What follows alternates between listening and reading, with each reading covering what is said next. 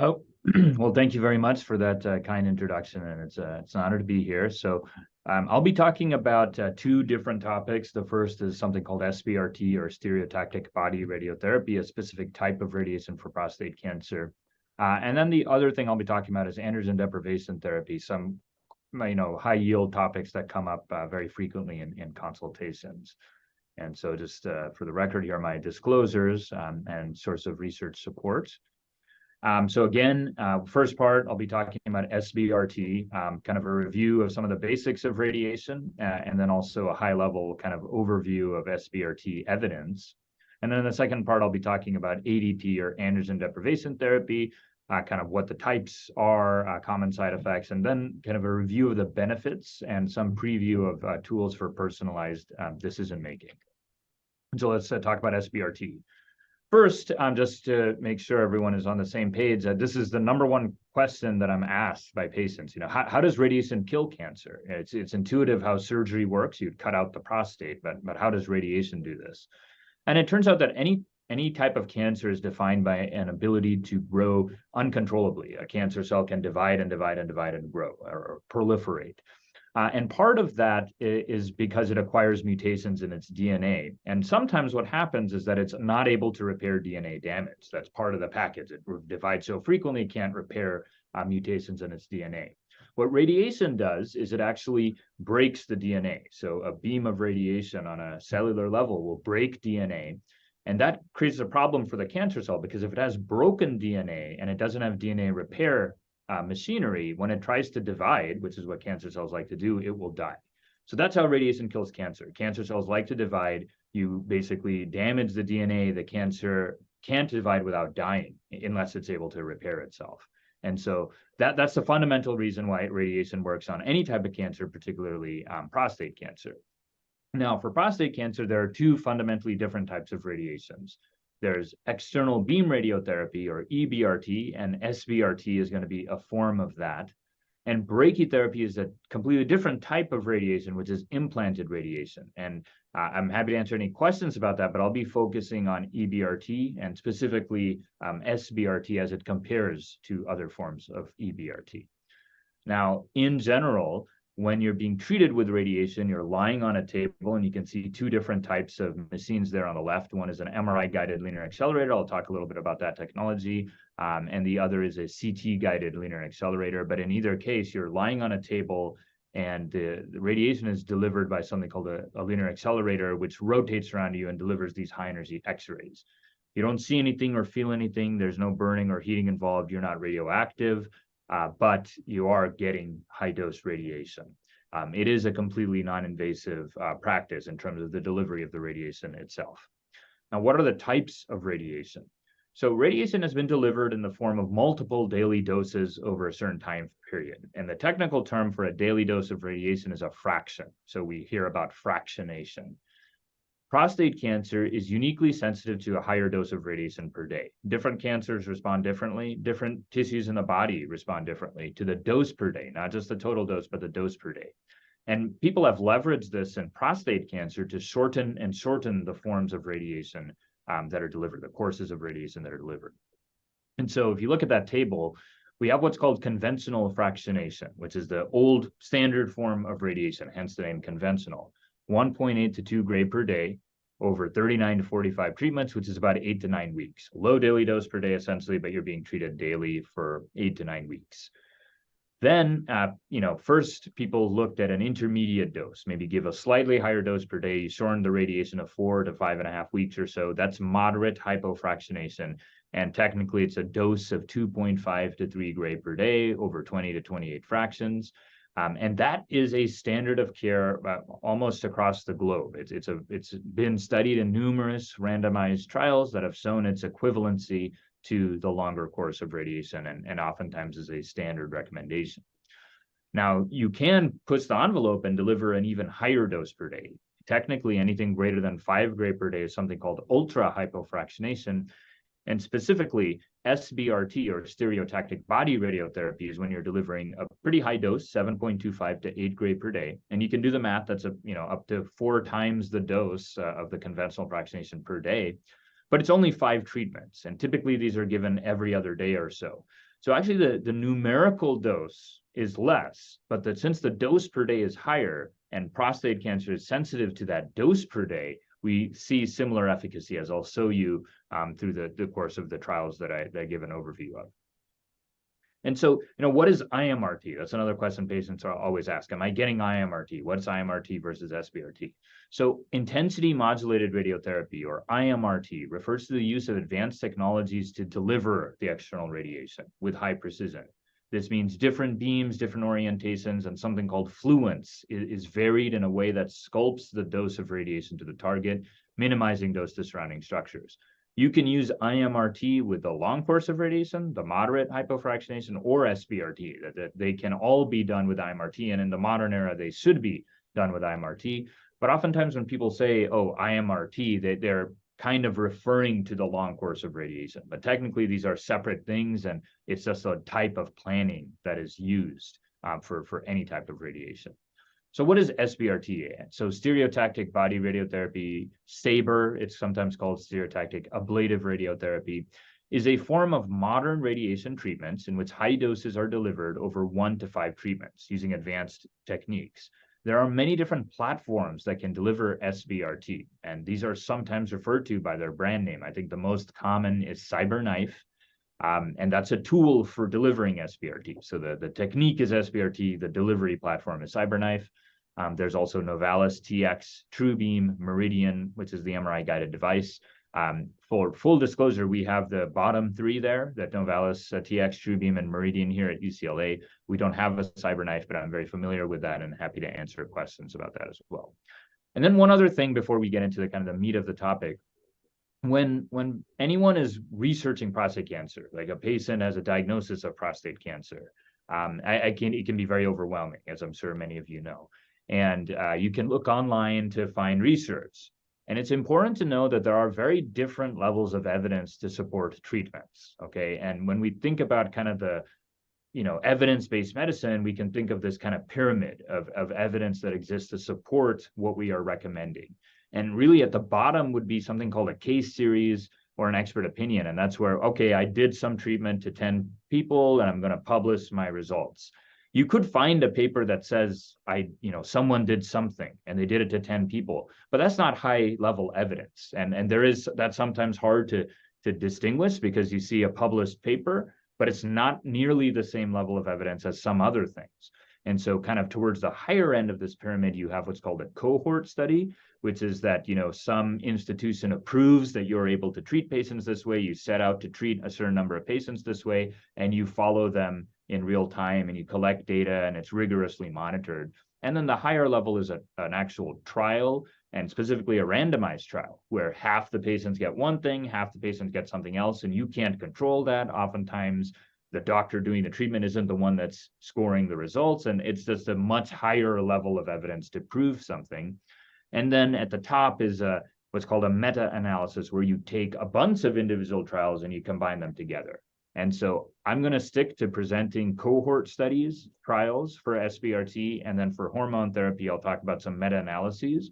And I just want to be clear that these are high-level evidence, and it's not the same as some of the other things that you might find when you read. But if you look at the details, there's very few patients or poorly conducted studies. These are actually high levels of evidence supporting what I'm going to talk about.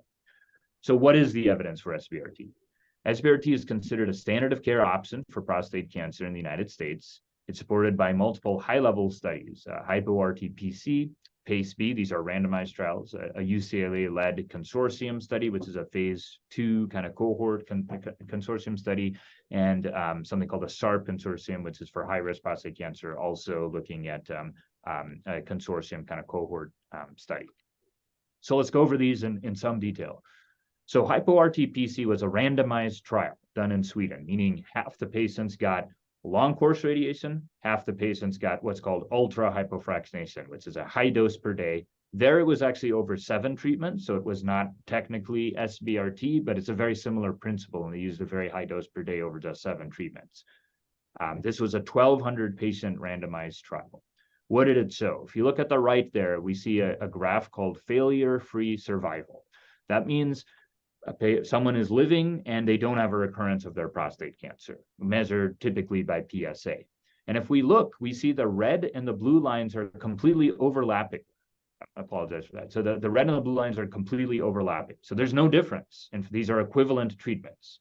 So in a large randomized trial, this high dose of radiation per day over just a few sessions was equivalent to the longer course of radiation.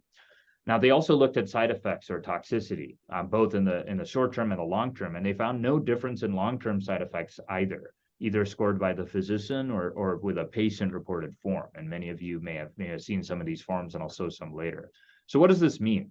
Well, this provides high-level evidence, 1,200 patients in a randomized trial, that treatments using a very high dose per day have a similar efficacy and long-term toxicity. And one of the most notable things is that this trial was run from 2005 to 2012 or so, and they used old-fashioned planning. Actually, only 20% of these patients had IMRT-type planning. A lot was older course radiation. So it's really a fundamental test of some of the assumptions of how the radiation works, and it seemed to pan out. We see 5-year equivalence in terms of effectiveness. Now, there is another study, which was called a PACE-B study, and these are the early results. I'll show some later results in a second, where in the UK, they randomized patients to SBRT proper, so 5 fractions of treatment, similar to what you might be offered in the United States with IMRT planning, against modern long course radiation, which was broken into the 4-week course and the 8-week course, which are what's used standardly in England. And what you're seeing here are the kind of short-term side effects, and they are completely overlapping. So there's no difference in short-term side effects when you compare modern, proper SBRT, so not the Swedish regimen, but this modern SBRT against modern longer course radiation. No difference in side effects. Now, just about 9 months ago, they published 2-year results, so what they would call medium-term results. And here they looked a little bit more closely at what happens in later time points, what we would call subacute time points. And it turns out that actually, depending on the scale that was used to score toxicity, whether they counted giving medications for a problem as a side effect itself or not, you actually got slightly different results. And there was a small signal that there might be slightly more urinary irritation at the 12 to 15-month mark after radiation with the SBRT versus the other forms of radiation. There was a small increase in what we call a grade 2 side effect, or prescribing medications generally for urinary frequency. Seemed to be short term, so it didn't persist, but it was like a flare of symptoms. And we actually see something like that oftentimes with brachytherapy as well. Now, it was noted that this was highly variable from center to center. So this was a big 874 patient trial in the UK. So there were multiple hospitals that were treating patients, and individual hospitals actually had very different rates of side effects. So it raises some questions about whether technique or experience or other things might play a role as well, which we don't have the answer to. They also gave patients forms to fill out to say how bothersome are your urinary and bowel side effects. And interestingly, there was a slight signal towards maybe a little bit more urinary bother in patients that got the SBRT. It wasn't what we call statistically significant. It wasn't a big effect. But interestingly, there was actually less bowel bother with the SBRT. So there's less bowel or rectal irritation, and that was statistically significant. So what does this mean? Well, I think this tells us that there might be some subtle differences. If you look very closely, there may be a little bit more prescription for urinary medications in patients that are getting SBRT, and maybe some subtle worsening on patient-reported forms that's happening really at 1 year and then maybe fading away, but can certainly happen. And there may actually be less bowel side effects with SBRT. So again, it was center dependent, and I think we need some, maybe we'll await the longer term results, which may be available next year, but it's good to note that there may be these subtle differences. What about our group? So we looked at patients in North America, where we've been doing SBRT basically since the year 2000. And we wanted to say, well, we don't have a randomized trial in the United States, but we've treated so many people. So we will, and I see a question in the chat about SpaceOAR. I have a slide on SpaceOAR, so I will get to that and give my thoughts at that time. But basically, in this study, we looked at 2,142 patients that were treated in the US from 2000 to 2012, where we had long-term outcomes. So it was a single-arm study. So it's not a randomized trial. It's what we call a cohort or consortium study, where we took a bunch of different trials, 12 different trials, but a lot of patients, and we wanted to see what happened in the long term. And what we see is a favorable toxicity and efficacy profile. The curve there on the right is biochemical recurrence, so PSA rise that is of a concerning extent for low favorable intermediate risk prostate cancer and unfavorable intermediate risk prostate cancer. And the 7-year recurrence rates were 4.5%, 8.6%, and 14.9% respectively. So pretty good control rates. And this suggests that, modern SBRT is safe and effective. And for the safety piece, what we did is we went through all of the published large trials and we scored the percentage of severe side effects. So not something that requires a medication only, but maybe a procedure is required to fix this. This is that would be a feared side effect of radiation if you need a procedure to fix something. And we looked at genitourinary, which means urinary, basically, toxicity, bladder toxicity, and we looked at bowel toxicity, gastrointestinal, GI toxicity. And we literally plotted the percentage of toxicity just to give a visual comparison. And you can see conventional fractionation, moderate hypofractionation, brachytherapy as a alone, brachytherapy boost, and SBRT at the bottom.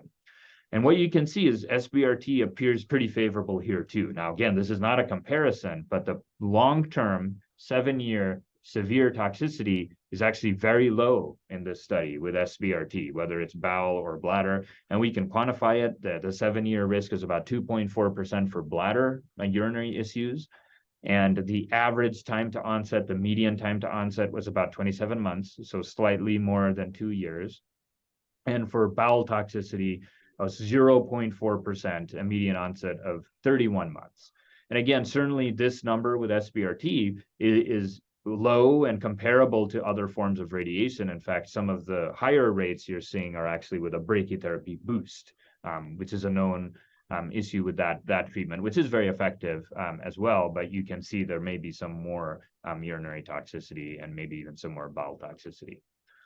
What about for high-risk prostate cancer? So most of the data of what I've shown is more for low and intermediate risk prostate cancer. What about high-risk prostate cancer? So we did a study looking at this as well. We initiated a trial in 2014 to treat patients with high-risk prostate cancer with SBRT. And we are not the only ones. Other institutions across the world did so. So we decided to pool all our resources together and create what's called a SHARP consortium. We had 344 patients. And an average follow-up of about just under 4 years. And we looked at these early data for this group of patients. It was 7 trials across the world. And what we see is a 4-year biochemical recurrence-free survival rate, meaning patients are living without a recurrence, of 82% overall, which is really good. With hormone therapy, it was up to 87%. I'll talk about hormone therapy a little bit later. But these are very good results for high-risk prostate cancer. And I think this tells us that SBRT is effective for high-risk prostate cancer. Now, there are obviously bigger studies that are being done, and this is early. We're looking to update this later this year with longer-term follow-up. This was published just about 2 years ago, but it's something that we offer as a standard of care. We offer SBRT to patients with high-risk prostate cancer. So let's talk a little bit more about some technical issues. How is SBRT delivered? And here's the anatomy, which I'm sure many of you are familiar with. Bladder on top, prostate kind of below the bladder. There's a tube called the urethra that runs through the center and out, and the rectum is behind the prostate. Now, what's maybe not as obvious or intuitive is that the prostate is actually a moving target. When we're treating the prostate externally, we need to make sure we hit it every time we're delivering radiation. And doing that requires an ability to account for the subtle motions that occur as the bladder expands and contracts, as the rectum expands and contracts, as the pelvic floor might tense, the prostate is moving. We spend a lot of effort trying to understand how much the prostate moves. It's about 3 millimeters front back, 2 millimeters side to side, and 3 millimeters up down in about a 3-minute time frame. So if you're treating the prostate with external radiation, you need to treat not just the prostate, but some margin around the prostate to make sure that wherever it's moving in that time frame, you're hitting it. And so that's this concept of a margin. And because this is high value real estate, there's so many important things close by. That margin means that part of the bladder and the rectum, and maybe even some blood vessels that may be related to sexual function, may need to get dosed with radiation. Okay. So historically, and in many practices currently, the way that we target is with a CT or X-ray guidance. The prostate itself is not easily seen on a CT scan, or I should say, is not seen with great resolution on a CT scan, which is why men who are diagnosed with prostate cancer get MRIs, right, to stage the prostate cancer. Or even sometimes now, if you have a rising PSA, you might actually get an MRI before you get a biopsy. MRI gives a really good picture of the prostate. But historically, it's been unable to combine an MRI with a radiation machine due to some physics issues. And so instead, we've used metal markers to help give a surrogate of the prostate position. You put these metal markers into the prostate, it'll show up on an X-ray or a cone or a CT scan, and you can kind of align or track those markers. It's a way of triangulating the prostate. So in this type of workflow, you have a small outpatient procedure. You put 3 metal markers into the prostate. And when the patient is getting treated, you get a CT scan, make sure the bowel, bladder, rectum look okay, and then you align based off the markers within the prostate. You use X-ray based alignment, and you can even repeat the X-rays during the treatment if you need to try to move things to adjust for prostate motion.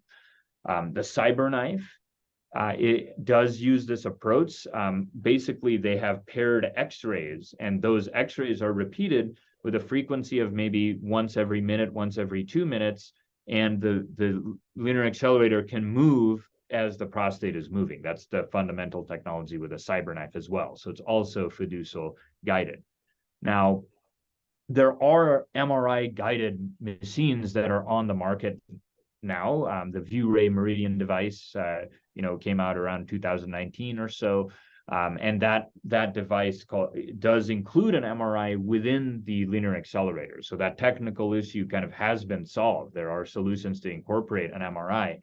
And so if you have that device, you don't need the fiducial markers because you can actually see the prostate. You have the MRI. You don't need to put the markers in.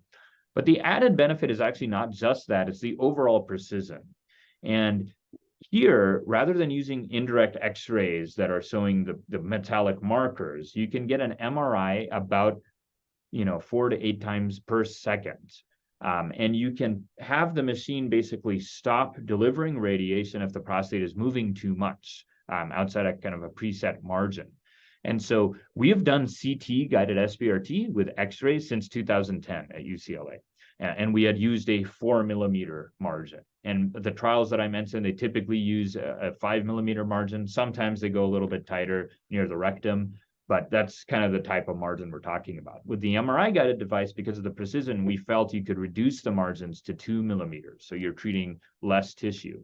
And here's just a video to orient you. This is the spinal column, the sacrum kind of below in the lumbar spine.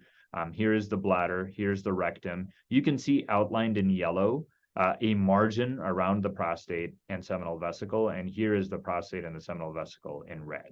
Now you can see at the top it says target in. Okay, now I'm going to play this video. You can see there's some motion, and this is the MRI that you get on the terminal. You can see there that the prostate actually moved outside this window because of some tensing of the pelvic floor, some motion, some gas bubble in the rectum. And when that happens, you can see what portion is kind of outside here. You're still within the margin, so things are going okay, but there are points when it may go outside the margin, and then the beam would need to pause. So you can see here, for example, it says target out because part of the anterior portion of the prostate is outside this preset margin. Actually, part of the rectum is inside. So if you have something that's really finely monitoring this, you might be more comfortable having really tight margins without the risk of missing. And so that's the fundamental technology benefit. Does that matter? And so we want to be scientific. And I mentioned to you kind of the levels of evidence. So I decided to run a randomized trial to see if this tight margin is actually helpful, because it is a slower treatment and it's a very expensive machine to use, to purchase. So we did a randomized trial, and from May 2020 to October 2021, if someone was coming to me to get SBRT, I I couldn't just offer them treatment on the MRI-guided machine. It was part of a trial. They had a 50-50 chance of going the standard 4 mm margins with the markers or getting on the new machine with a 2 mm margin. And what did we see with this trial? It was published earlier this year. We saw a big reduction in side effects. So this is what you're looking at as short-term, moderate grade urinary side effects decreased from 43.4% to 24.4%. That's nearly a 50% reduction. And for bowel toxicity, went from 10.5% to 0% with the MRI guidance. So what is that telling us? The ability to monitor very frequently gave us the confidence of reducing the margins that are traditionally used in external radiation by 50%. We dropped the margin from 4 mm to 2 mm. That leads to less radiation to the bladder and rectum, and that led to less side effects. So that's become our standard of care approach for someone that can get an MRI guided treatment. What about spacer? That had been asked in the chat. So this is another method for reducing toxicity that's been studied, and here's kind of the physics behind it. It's intuitive, but I mentioned this margin concept, and you can see here the before image. Here's the prostate. Here's the rectum. And this is the high dose region. That's referring to the fact that there's a margin. Of course, we would never intentionally treat the rectum, but because the rectum is right there and we need this margin to adequately dose the prostate, part of the high dose region is going to overlap the anterior rectum. And so the idea behind spacer is that if you inject the substance into the area between the prostate and the rectum, you can create a physical separation that moves the prostate further away from the rectum, and that will pull the high dose region away from the rectum. And that's a matter of physics. Like you think about the radiation like a light bulb, the closer you are to it, the brighter it is. By moving further away, the less bright it is, the less dose there'll be. So that's the physics behind this. So, on some level, that makes intuitive sense. So the question again, has that been studied in a randomized trial? And it has. So there was a trial that looked at using the spacer. That's the brand name of this, spacer. And it was in the setting of conventional fractionation. And it was run, many years ago. So spacer, I think, was FDA approved in 2018. So this is an older trial. But they did find a reduction in late grade 2 rectal toxicity, which is, maybe needing a medication for this, or maybe having some increased bother or frequency. And you can see on the bottom there, grade 2 plus rectal toxicity, control, which is the dark black, and spacer, which is this, and this is the chance of developing it. With spacer, it was basically 0%. With the control group, there were some events occurring with time. Now, what's the flip side of this? Well, the flip side is if you look at this, you could say, well, that's still not a super high number. The grade 2 or greater is still not a very high number. And there's not that many patients at 40 months. You can look, this is a number of patients, 27 and 12 months, 27 and 12.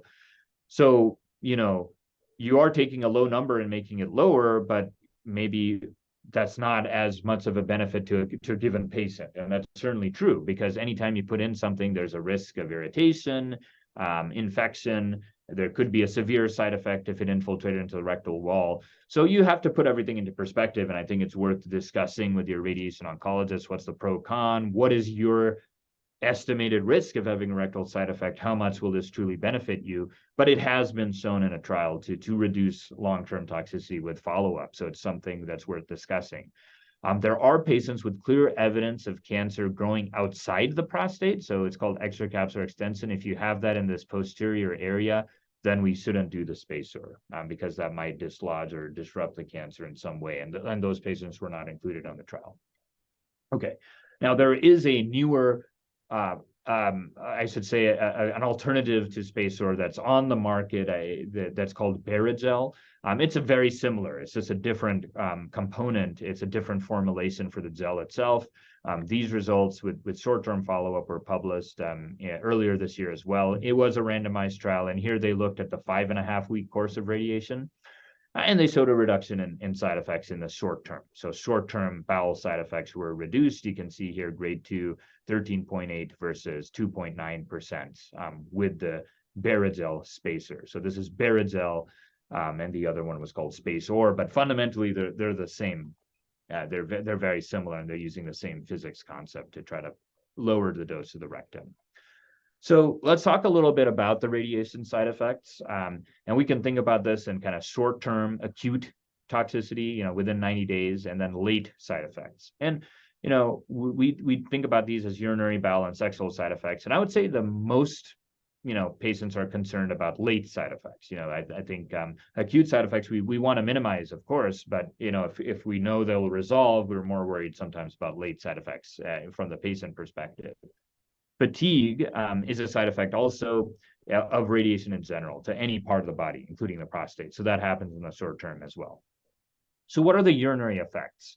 And I like to explain this by actually just using the questionnaire that we give to patients, the International Prostate Symptom Score. The side effects of radiation are essentially a worsening of these different elements. So incomplete emptying, frequency, intermittency, which means pausing and starting during urination, urgency, how difficult is it to postpone urination, weak stream, straining, and getting up at night. Those are the symptoms that we call urinary bother, and those can get worsened by radiation. So if I have someone that's seeing me that has kind of zeros across the board, that might go up to 1 to 2 across the board in the short term. That can be managed potentially with non-steroidal anti-inflammatories like ibuprofen or Advil, urinary medications like tamsulosin to bring that down. But, if someone comes in and they have 4s across the board, they may go up only by 1 point in each element, but that might have a substantial urinary bother, and that patient may not be the best candidate for radiation. So there are people who just have very enlarged prostates, lots of obstructive symptoms, maybe already on medications, whom the acute bother may be very bothersome.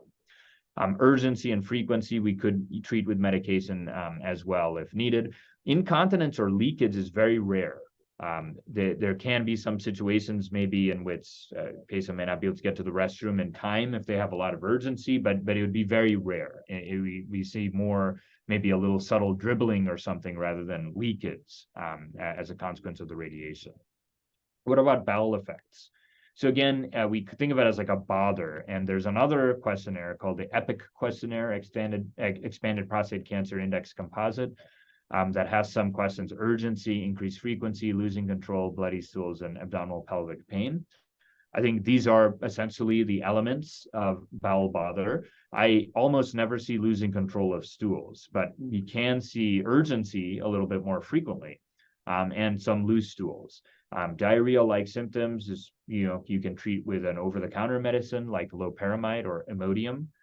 If rectal pain occurs, a suppository can be used. And again, we think about baseline issues. Like if someone has inflammatory bowel disease and they already have big problems with each of these elements, maybe this isn't the best treatment option for them, right? But if someone has very little bowel problems, we might expect some increase in these.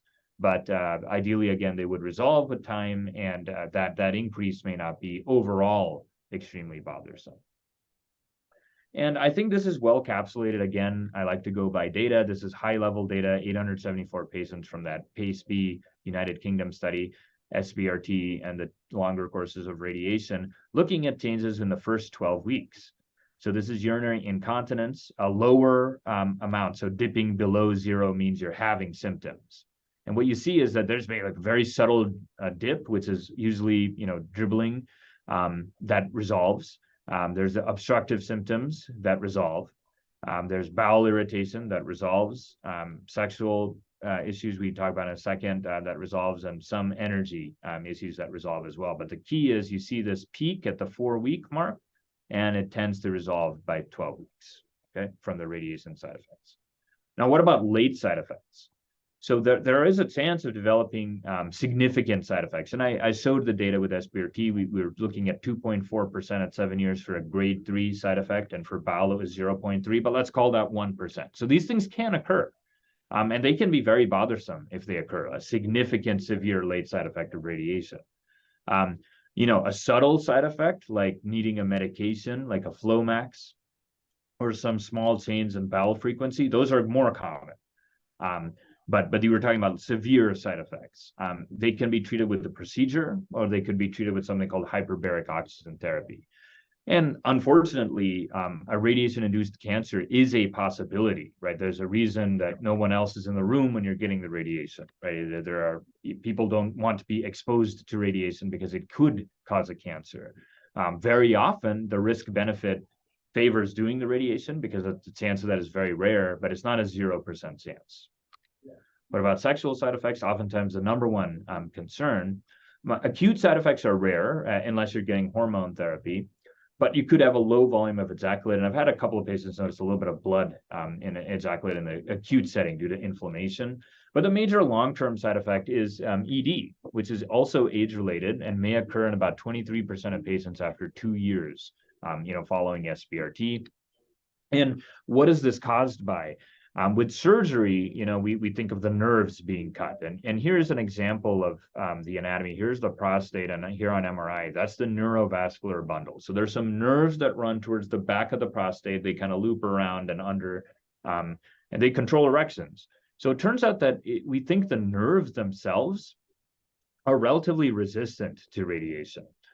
But maybe the blood vessels within them, the narrowing of those blood vessels that happens with age and time, that can be accelerated by the radiation. And there's both blood vessels within this neurovascular bundle complex, and then also the internal pudendal artery, which is inferior to or below the prostate, may also be implicated in this. And so we think that radiation-induced ED is related to damage to blood vessels, which means that medication aimed at increasing blood flow may work. It may be therapeutic to give a sildenafil or Viagra or tadalafil or Cialis, but it also may be preventive. And I oftentimes offer a low daily dose of Cialis to my patients to try to maintain blood flow, even if they're not particularly active. This is a daily dose to take to try to maintain and keep the blood vessels open after radiation.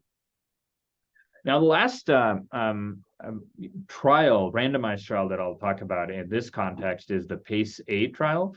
And this was just presented at our annual meeting in February of this year. So this is kind of hot off the press data. It has not been published yet. But in the UK, they're very good at running these trials. And they have this trial of surgery, radical prostatectomy versus SBRT for favorable prostate cancer. And they looked at 2-year patient-reported outcomes. And what you can see, urinary incontinence, surgery is the blue, and SBRT is the green.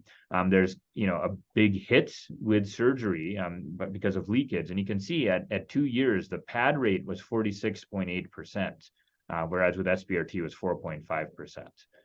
Obstructive symptoms actually maybe got a little bit better with surgery, which makes sense because you're cutting out the prostate. So if there's any kind of big prostate causing problems, you're cutting that out. But at 2 years, there was very little difference, and it was back to baseline, more or less, for the radiation patients. If you look at bowel, there was a little hit with SBRT, and there wasn't with surgery, and that's expected. There is bowel irritation with radiation and not with surgery. And sexually, there was a small decline with radiation, going from close to 75% of on this scale to maybe a little bit of around 60%, but much bigger hit with surgery. Again, I think this is because of the nerve issue versus maybe accelerating age-related ED. Now, this hasn't been published yet, right? And to be logically consistent, I'm saying trials are high-level data, but we want to rigorously evaluate a paper. This has not been published in a journal yet. Only been presented. So I would say we can anticipate that, but this is a very solid trial group from the UK. They do a lot of good work, and we have no reason to not trust the initial results they're presenting here. So just keep that in mind. Now, how can we reduce side effects? That's always what we want to do, right? We want to use technology or knowledge to reduce side effects. I already talked about the tighter planning margins. That was the Mirage trial, the MRI-guided approach. I'll briefly touch base on radiogenomics and real-time adaptive radiotherapy. So radiogenomics is the idea that patients obviously will probably be differentially sensitive to radiation. One person is not going to respond the same way as another person. Same way with medications, and probably the same way with surgery too, right? Ability to heal after an injury.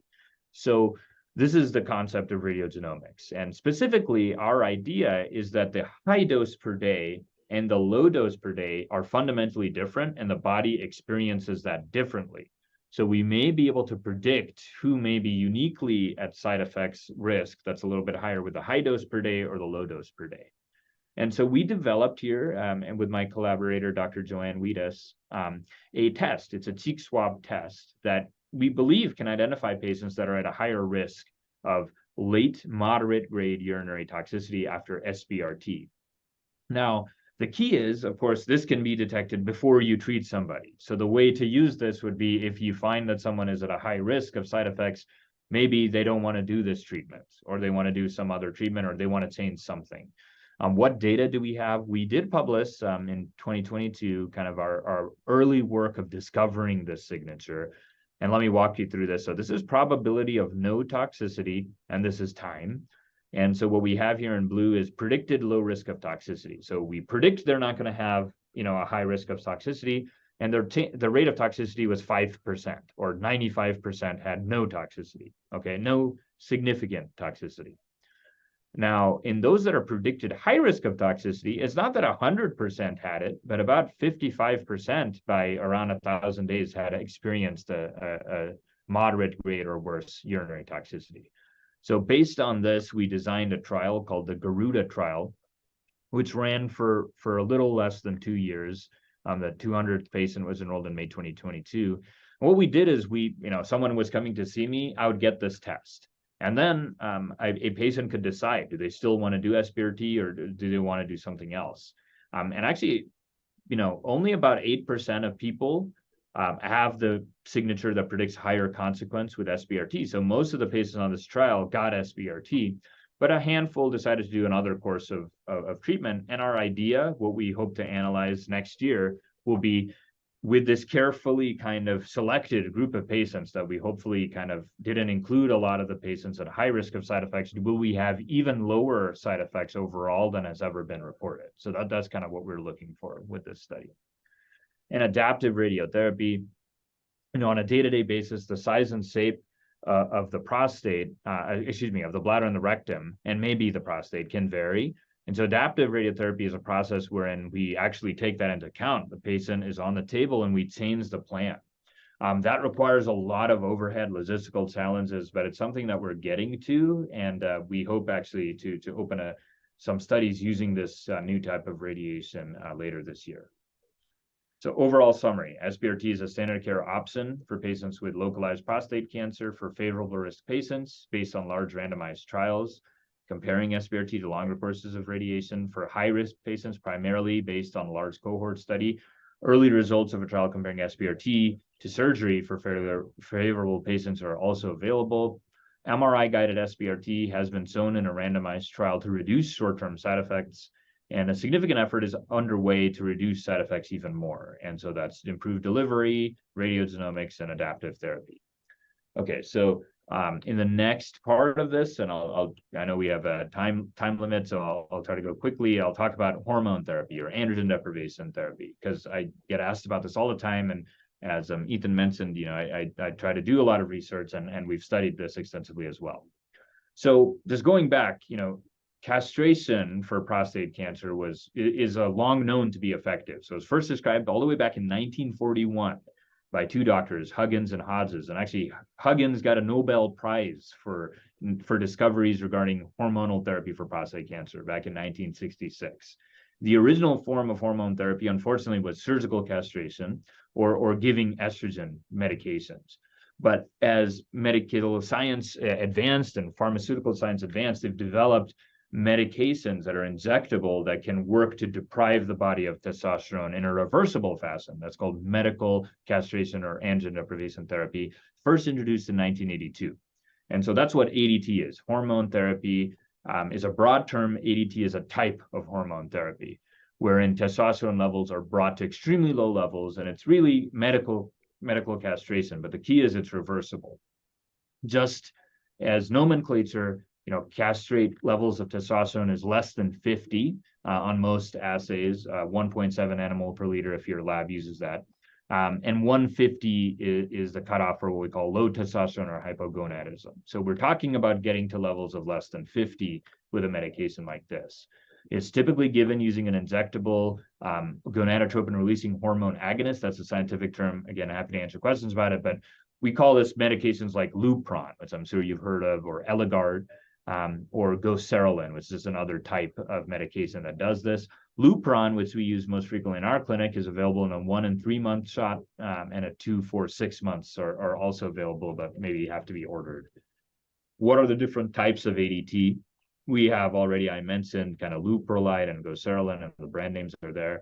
That's an agonist medication. These are depot shots. They're either intramuscular or they're subcutaneous, as they go under the skin. Eligard is subcutaneous, Lupron is intramuscular. They do have a longer time to testosterone recovery than the stated period of ADT. What do I mean? If we give someone 6 months of Lupron, the testosterone is actually going to be suppressed for possibly 9 to 12 months because it takes the body time to recover testosterone after you shut it down completely. It also paradoxically causes a flare of testosterone acutely. So within the first 14 days, testosterone levels actually rise. That's actually not thought to be an issue contemporary, practice, where we are diagnosing patients, thankfully, at lower grade and stage of prostate cancer. But for someone with a big prostate tumor, or if unfortunately they have widespread metastatic disease, we want to avoid that flare maybe. So this is one consideration. And then there are some data suggesting cardiovascular side effects with Lupron. Degarelix or Firmagon is a fundamentally different type of injection. It's a GnRH antagonist. It's a monthly subcutaneous injection, but it has no testosterone flare and has a very rapid onset of dropping testosterone levels. It doesn't wait 14 days, more like 48 hours. And Relugolix or Orgovyx is the newest of these medications. It's an oral medication, an oral version of Firmagon. It has the most rapid return to baseline testosterone, which is obviously the appeal of it. Might have some more frequent diarrhea because it is a pill, but it might have less cardiovascular toxicity. Now, these medications, the ADTs, should be contrasted to what's called non-steroidal ARSI, or androgen receptor signaling inhibitors. These are different medications that work at the level of the hormone receptor. They don't per se drop testosterone levels, they block the action of testosterone. And you'll see why I'm making this point in a second. So first generation medications are things like bicalutamide, known as Casodex, and some other related medications, flutamide and nalutamide. Now, there's some data that because these medications don't drop testosterone levels, they may preserve libido. And for that reason, that's a popular choice. And, a lot of people that I see have been started on bicalutamide and they've been told that's better than Lupron because it preserves libido. And I do see that, anecdotally, I do see that there's less libido suppression with these medications. But the drawback is, I'll show in a second, there have been many trials that have shown that Lupron works, right? I mean, for all its side effects, it does improve the efficacy of radiation. The one large trial that was run with bicalutamide or Casodex actually didn't show any benefit. So it almost begs the question, is it why even use it? Unless you're trying to shrink the prostate. If you're not going to go on hormone therapy, the bang for your buck with this medication may not be that great, as opposed to just not doing it. And we, in the metastatic setting, actually, there is an FDA warning that bicalutamide shouldn't be used alone. It has been shown to be less effective than androgen deprivation therapy. So I always just keep that in mind when I see someone that comes in with this medication. Do we really want to be on this medication? There are second generation drugs that are very effective. These are oftentimes not used for patients that have localized prostate cancer, which are the majority of patients that I treat, but they are out there. Abiraterone or Zytiga, and then the amide drugs, so apalutamide, enzalutamide, darolutamide. These are newer drugs that are very effective. So not to be confused with Casodex or bicalutamide, these drugs are very effective, but they are oftentimes used in more advanced disease alongside androgen deprivation therapy. So what are the side effects? Decreased bone health, maybe some increased insulin resistance, increased diabetes risk, cardiovascular risks, some sexual dysfunction, gynecomastia or breast tissue development, reduced size of genitals, fatigue, hot flashes, cognitive changes, anemia. Nobody would want to have those side effects, right? And that's why there have been a lot of studies, to try to see who needs it, who doesn't, who needs long-term hormone therapy, who doesn't. And again, at the end, I'll talk about personalized, tools. We hope to get to a time one day where we can really confidently tell someone if they need hormone therapy or not. But what are the benefits and why does it help? So ADT has cytostatic effects. That's the fancy way of saying it stops growth.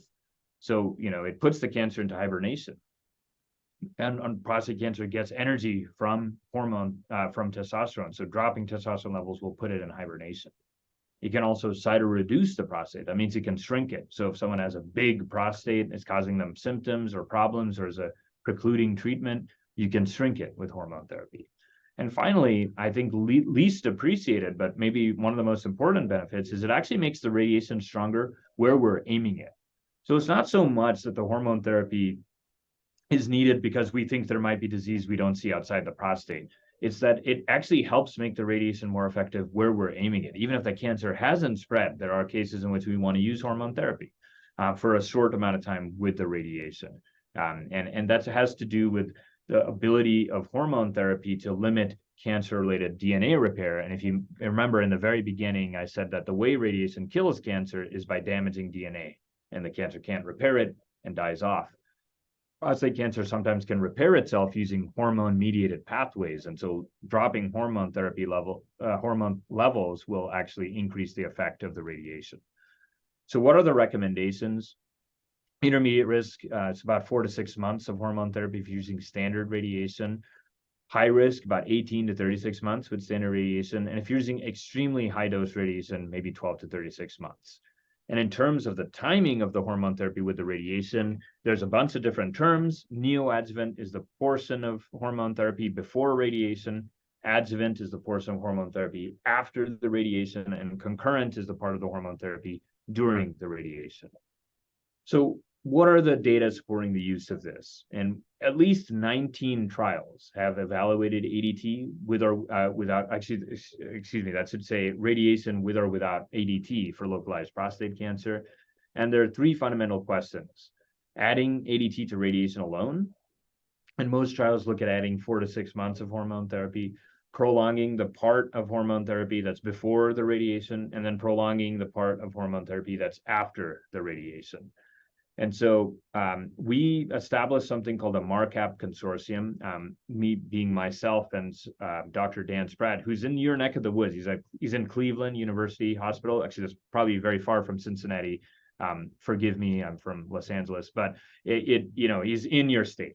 And it's a global effort to try to synchronize patient data from multiple randomized trials that have been run, so we can answer some questions using all of the patients who have given their time to research, right, to these different trials. And so we published this last year. What's the benefit of adding hormone therapy? You can see for all comers, all patients, there is a survival benefit. You can see on the right here, a 10-year overall survival benefit going from 57% without hormone therapy to 65% with hormone therapy. And if you look at something else like, the chance of living without metastasis, that's also better, 52% to 61%. And another way to think of this is number needed to treat. What is that? That means how many men do you have to give hormone therapy to prevent a distant metastasis in one man at 10 years? And that number is 18 for intermediate risk disease and 8.4 for high risk disease. And so in oncology, we think of these as good numbers, meaning like that's a pretty effective intervention. There are many cancers in which there's no therapy that would ever have that big of an impact. And so as much as the hormone therapy has a lot of bad side effects, it does work in terms of improving the effectiveness of treatment. However, extending the part of hormone therapy before radiation, so if you're going to give someone 4 to 6 months and then you say, I'm just going to give a couple extra months before, that's been studied in several trials, and actually that doesn't have any benefit. So that should be discouraged unless there's some other reason, like you're going on a trip or something and you need to be on hormone therapy to prevent the cancer from growing. But it's as a standard practice, it's not beneficial to front load and extend hormone therapy. To backload hormone therapy, adjuvant prolongation is beneficial. And in fact, the magnitude of the benefit is similar to the benefit of adding hormone therapy alone. So going from, say, 18 months to, going from 4 to 6 months to, say, 18 to 36 months has a big benefit of 8% metastasis-free survival, and excuse me, 6% overall survival. And you can look at the numbers needed to treat, 16.1 for intermediate risk and 10.4 for high risk. Now, we typically only do this in patients with high-risk prostate cancer because we're talking about compounding benefits who are adding hormone therapy and then prolonging it. But it does have an effect as well. Now, how long should that last? If you have a high-risk prostate cancer, how long should you be on hormone therapy? And again, for someone getting standard dose radiation, I should say EBRT, which includes 78 gray of radiation, the standard is 18 to 36 months. And for extremely dose escalated radiation with a brachytherapy boost, it's about 12 to 36 months. Our group looked at this as well. We have data from 16 high volume centers across the world that have used different durations. And we tried to see what's the best duration to use. And what you're looking at is a graph. Essentially, the bottom here means the biggest benefit in metastasis-free survival. For patients getting 74 to 78 gray of radiation, it looked like the sweet spot was actually 26 months. Whereas for patients getting very high doses of radiation, the sweet spot might be shorter, 12 months. This is not a randomized trial. So to be logically consistent again with our kind of, my slide about the pyramid of evidence, this is going to be kind of a retrospective study. But it certainly is an interesting signal. And it's going to be many years till we have a randomized trial that shows this. But it's something to consider. Maybe when you're giving very, very high doses of radiation, you can shorten the hormone therapy a little bit. And the final point on this is the concept of absolute versus relative risk. And I always try to explain this to my patients. So all these studies that we did show that in general, a population of patients with prostate cancer gets a benefit from adding hormone therapy. And that benefit we can quantify at 10 years, it reduces the risk of metastasis by 40%. But for an individual patient, maybe that doesn't matter as much. What matters is what's my risk of metastasis, not what the population risk is, what's my risk. And here, I kind of just made this graph of 7 different patients, A through G, that have a different risk of metastasis to begin with. And for patient A, their risk of metastasis is 2.5%. So if you drop that by 40%, that's really a benefit of only about 1%. So for many people, that's not worth it, right? Like I don't want to go under the hormone therapy if I'm only going to get a 1% actual benefit. Whereas patient G, they have a much higher baseline risk, close to 30% chance of metastasis. For them, there's a 12% reduction in the chance of metastasis. And I think for a lot of people, any number above like 8% is like a big effect, right? And this person may be very eager to do the hormone therapy because of the big benefit that it provides. So there's an absolute benefit and a relative benefit. And we're trying to get better at predicting a person's absolute risk so that we can have these nuanced conversations. What about sequencing? So the sequencing of hormone therapy, I showed that front loading or extending the beginning of the hormone therapy is not particularly helpful, and extending it afterwards is helpful. But what if you're only getting 4 to 6 months, right? You have intermediate risk prostate cancer, you're only getting 4 to 6 months. Then that's not as relevant. The question is, how do you sequence the 4 to 6 months? And different groups, different trial groups have used different types of hormone therapy sequencing. In the US, it's typically been neoadjuvant concurrent. In Europe, it's been concurrent adjuvant, and in Australia and Canada, it's been neoadjuvant. So good thing is we have enough data to try to answer a question like this through that consortium. And we published this earlier this year.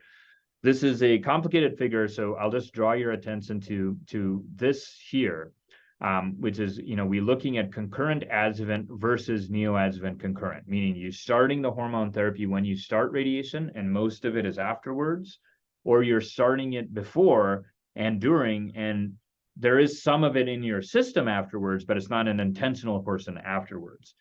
And what we see is the 10-year benefit of concurrent adjuvant sequencing versus neoadjuvant concurrent sequencing is pretty significant. The metastasis-free survival benefit is 8%, overall survival benefit is 6%, and the recurrence benefit is about 14%.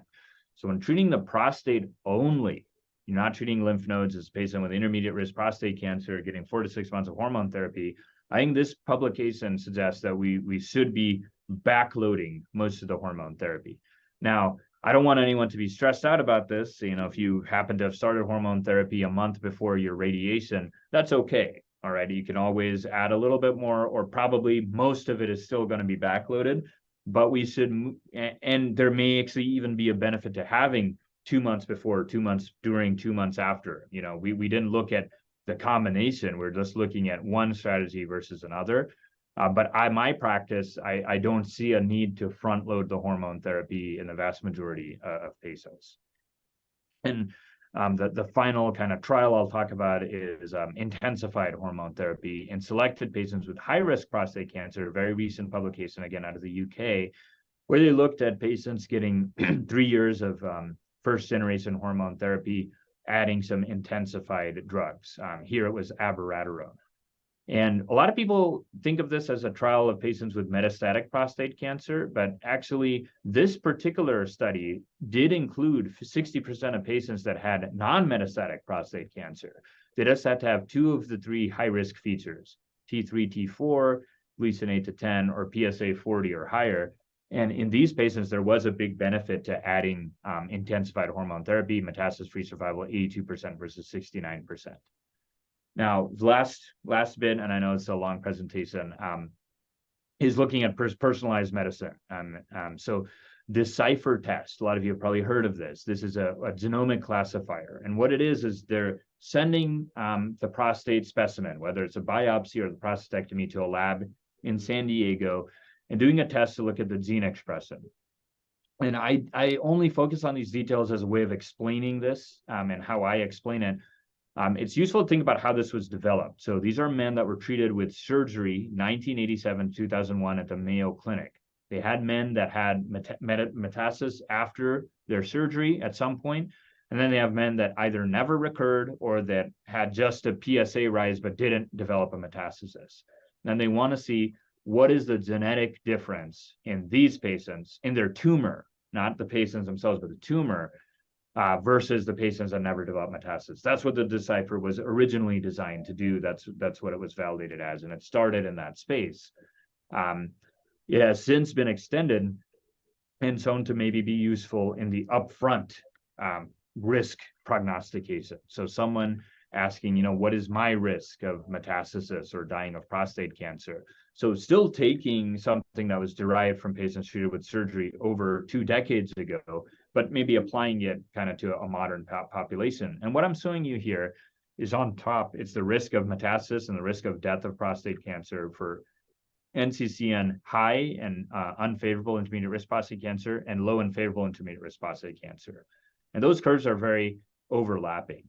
But when you look at the Decipher score and whether someone is kind of genetically high risk tumor or genetically low risk tumor, you get a better separation of these curves. The people that are genetically have a genetically non-aggressive tumor actually truly have a very low risk of metastasis at any point, whereas the people with a genetically aggressive tumor are much higher risk of metastasis. And this has been studied in different contexts. What this is showing you is 42 studies, 30,000 patients, definitive and post-operative setting, looking at different endpoints like adverse path, means cancer growing outside the prostate, positive margin, seminal vesicle invasion. BCR is biochemical recurrence, metastasis is developing metastasis, and PCSM is prostate cancer specific mortality. Looking for an effect greater than 1 means it's a real effect. Like this actually predicts for this outcome in a significant way. It appears to do that across most of these studies. And importantly, if you compare it against standard of care, which is this gray line here, it does a better job of predicting each of these outcomes compared to just standard of care. Standard of care plus Decipher does the best job. So this dark blue is the highest bar, means it has the best ability to predict whether someone is going to experience metastasis at some point. But the caveat is this is based, this original signature was based off of men treated many years ago. And we have better tools and better things these days than we did before. So I think the take home is that it does give a good prediction of aggressiveness, but the actual number that you might see for death from prostate cancer is probably lower today than it was, 2 decades ago, thankfully. So just, keep that in mind as well. And the final thing is this emerging, artificial intelligence concept that people may have seen or heard about from a company called Artera. It's the multimodal artificial intelligence prostate prognostic model. It's a handful, but essentially the idea is that you can take some of these clinical variables, and there's actually 6 clinical variables, and then you can look at the slides, the actual biopsy slides, and maybe there is data in the slides that the human eye can't detect. We give a Gleason score, but maybe there's a subtle differences that the human eye is not able to detect, but maybe a machine can detect through something called machine learning. So what they did is they took these 6 variables, they took digital pathology slides, they took an average of 2 slides per patient, and they came up with this model to see whether that might do a better job of predicting things. And here you see it's comparing against NCCN guidelines. Blue is this new model, and this is the NCCN guidelines. It outperforms it uniformly for all these endpoints: distant metastasis, biochemical failure, prostate cancer-specific survival, and overall survival, all better predicted with this model. It's not perfect. By no means is it perfect. There's still things that it's not able to predict, but it does a better job than our existing methods. Okay, and this is using data from the pathology slide. And very recently, literally 1 month ago, an interesting publication that suggested that it might not just prognosticate a risk, but actually show whether hormone therapy is beneficial. And that would be kind of a first ever thing, to be able to show if hormone therapy is beneficial. And here, distant metastasis, prostate cancer specific mortality. For everybody, if you look at everybody, there is a benefit. Adding hormone therapy is a benefit. And this is a famous trial where you added short-term hormone therapy. But in some patients that the model predicts there's no benefit, there actually was no benefit. Going backwards in this trial, there was no benefit to adding hormone therapy if the model predicted no benefit. Whereas if there was a predicted benefit, there was actually a bigger than expected benefit in these patients. So I think this is a kind of looking in the future. Maybe we'll have these tools so that if someone comes and they have a diagnosis, we can say, what is your risk of, having a cure? Essentially, what is your risk of a metastasis? And what is your response to hormone therapy? And that may be able to help us refine these discussions. Whereas right now, we have to say high-risk prostate cancer, you get a benefit from hormone therapy, being at like a long duration, and intermediate risk prostate cancer, you get a benefit from a short duration of hormone therapy. So overall summary for this portion, adding hormone therapy to radiation has a benefit in nearly all patients. The magnitude does vary. We have first generation agents like bicalutamide that don't have the same level of evidence and may not actually improve outcomes. When delivering long-term hormone therapy, it's best to prolong the portion given afterwards. When delivering short-term hormone therapy, also may be best to have the portion of hormone therapy given afterwards. For selected patients, with high-risk prostate cancer, abiraterone, a second-generation agent, might significantly improve survival. And we have emerging tools like Decipher and Artera AI that may help refine the personalization of these decisions. And I know that was a little bit long, but I'll end there with some time, maybe about 15 minutes, I think, for questions.